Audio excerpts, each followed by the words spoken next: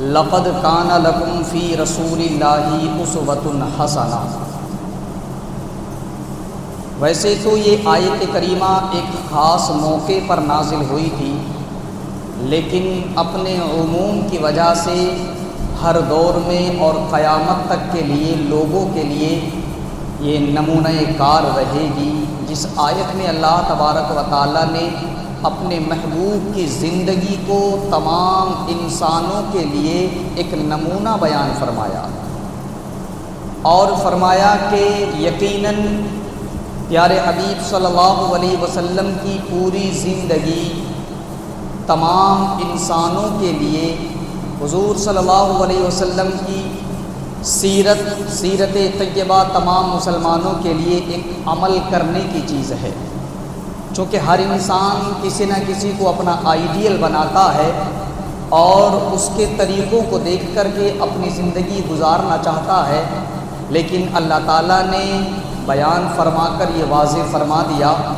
کہ اگر تمہیں کسی کو اپنا آئیڈیل، اپنا رہنما بنانا ہے تو وہی مدنی تاجدار آقا دو جہاں صلی اللہ علیہ وسلم کی زندگی ہے، جس میں فرمایا کہ حضور صلی اللہ علیہ وسلم کی پوری زندگی انسانوں کے لیے ایک رول ماڈل کی اہمیت رکھتی۔ تو ہمیں یہ پتہ چلا، اور متعدد مقامات پر اللہ تعالیٰ نے کلام پاک میں حضور صلی اللہ علیہ وسلم کی سیرت کے متعلق بیان فرمایا ہے، اور حضور صلی اللہ علیہ وسلم کی اطاعت و فرمانبرداری کرنے کے متعلق اللہ تعالیٰ نے بے شمار متعدد مقامات پر کلام پاک میں آیات کریمہ ارشاد فرمائی۔ ایک جگہ اللہ تعالیٰ نے فرمایا وما آتاکم الرسول فخذوہ وما نہاکم عنہ فانتہوا، یعنی فرمایا کہ میرا محبوب تمہیں جو دے وہ لے لو، اور جس سے حضور صلی اللہ علیہ وسلم منع فرما دیں اس سے باز آ جاؤ۔ تو اس آیت کریمہ سے بھی پتہ چلا کہ حضور صلی اللہ علیہ وسلم کا جو حکم ہے وہی عمل کرنے کے لیے ہے۔ فرمایا کہ جو تمہیں دیں، جس کام کا حکم حضور دیں اور جس کام سے تمہیں روک دیں، تمہارے لیے وہی ہے۔ ما آتاکم الرسول فخذوہ، تو جو دیں اسے لے لو، اور جس چیز سے روک دیں اس سے باز آ جاؤ۔ اسی چیز کا نام ہے اطاعت، اسی چیز کو کہتے ہیں فرمانبرداری۔ تو اللہ تعالیٰ نے اور بھی بہت سی آیت کریمہ میں اس چیز کو واضح فرمایا ہے کہ حضور صلی اللہ علیہ وسلم کی زندگی مسلمانوں کے لیے ایک رول ماڈل ہے۔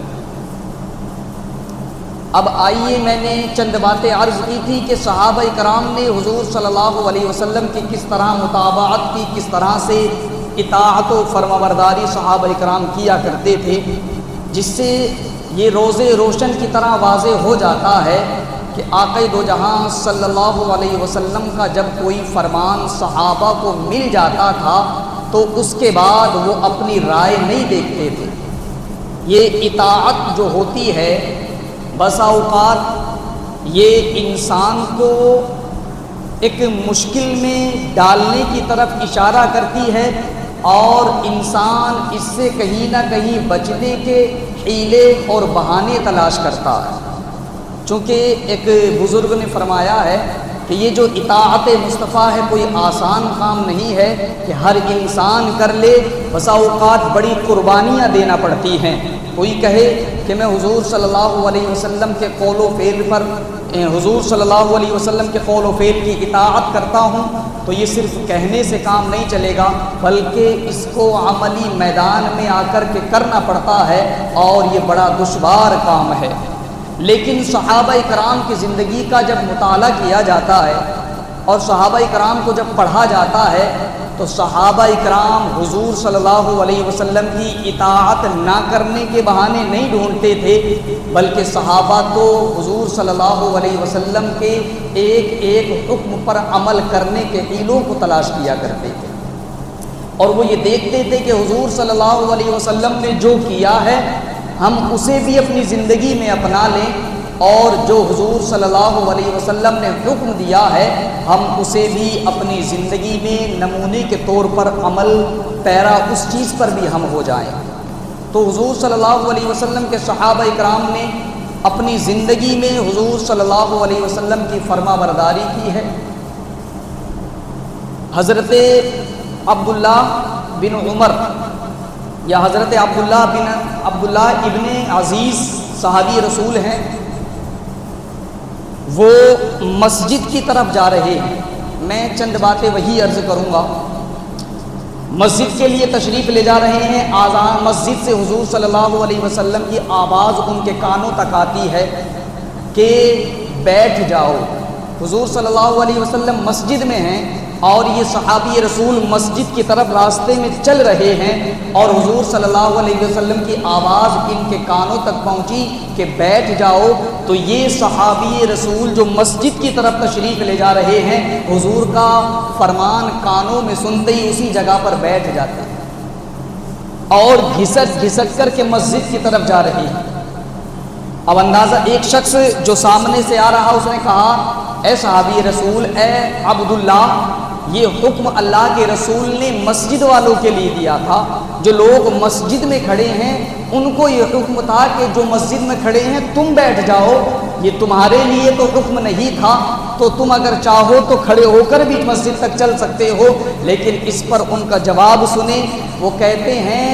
کہ اگر میں مسجد جاتے جاتے مسجد تک پہنچتے پہنچتے اگر میری موت آ گئی، میری جان نکل گئی، اور اللہ تعالیٰ نے میدان محشر میں مجھ سے پوچھا کہ میرے حبیب کی آواز تیرے کانوں تک پہنچی تھی اور تو نے میرے پیارے حبیب صلی اللہ علیہ وسلم کی آواز سننے کے بعد اس پر عمل نہ کیا، تو میں حشر میں اللہ کے رسول اور اللہ کو کیا جواب دوں؟ یعنی، اور اگر وہ نہیں بھی بیٹھتے، چلتے بھی رہتے، تو چونکہ حکم ان کے لیے نہیں تھا، حکم مسجد والوں کے لیے تھا، لیکن حضور صلی اللہ علیہ وسلم کے ہر حکم پر صحابہ نے کس طرح عمل کر کے دکھایا ہے، یہ ایک نمونہ ہے اس کا، کہ اگر حضور صلی اللہ علیہ وسلم کوئی حکم بھی دے دیں تو صحابہ اکرام کو اگرچہ نہ بھی دیا ہو تو وہ ہمیشہ اس چیز کی تلاش میں رہتے ہیں کہ اپنی زندگی کو حضور صلی اللہ علیہ وسلم کے فرمان کے مطابق گزارتے رہیں۔ یہ صحابہ اکرام کی زندگی ہے کہ جو حضور صلی اللہ علیہ وسلم کے فرامین پر عمل کرتے ہوئے گزری ہے۔ حضرت ابو بکر صدیق رضی اللہ تعالی عنہ کے متعلق آتا ہے کہ جب حضرت ابو بکر صدیق رضی اللہ تعالی عنہ کی زندگی کے آخری ایام ہیں، آپ اس دنیا سے رخصت ہونے کے بالکل قریب ہیں، اپنی بیٹی سیدہ عائشہ صدیقہ رضی اللہ تعالی عنہا کو بلا کر کے کہتے ہیں، اپنی بیٹی سے فرماتے ہیں کہ اے عائشہ، یہ بتاؤ کہ حضور صلی اللہ علیہ وسلم کے کفن میں کتنے کپڑے تھے؟ اپنی بیٹی سے ابو بکر صدیق فرماتے ہیں کہ میرے آقا صلی اللہ علیہ وسلم کے کفن میں کتنے کپڑے تھے اور حضور صلی اللہ علیہ وسلم کا وصال کس دن ہوا تھا؟ آخر یہ وجہ پوچھنے کی وجہ کیا تھی؟ حضور صلی اللہ علیہ وسلم کے کفن میں کتنے کپڑے تھے، حضور کا وصال کب ہوا، یہ صدیق اکبر اپنی بیٹی سے کیوں پوچھ رہے؟ اس میں کیا حکمت تھی؟ وہ پوچھنا یہ چاہ رہے تھے، وجہ اس کی یہ تھی چونکہ ابو بکر صدیق رضی اللہ تعالی عنہ کی ذات مقدسہ وہ ذات ہے کہ ابو بکر صدیق نے دنیا میں رہتے ہوئے حضور صلی اللہ علیہ وسلم کے ہر فعل، ہر قول پر عمل کیا تھا، تو وہ چاہتے تھے کہ اگر میں دنیا سے جاؤں تو اپنے حبیب صلی اللہ علیہ وسلم کے جس دن ان کا وصال ہوا، میری تمنا ہے کہ میں اسی دن اس دنیا سے جاؤں، اور جتنے کپڑے حضور کے کفن میں تھے میں حضور سے محبت کرتا ہوں اور یہ چاہتا ہوں کہ میرے کفن میں بھی حضور صلی اللہ علیہ وسلم جتنے کپڑے۔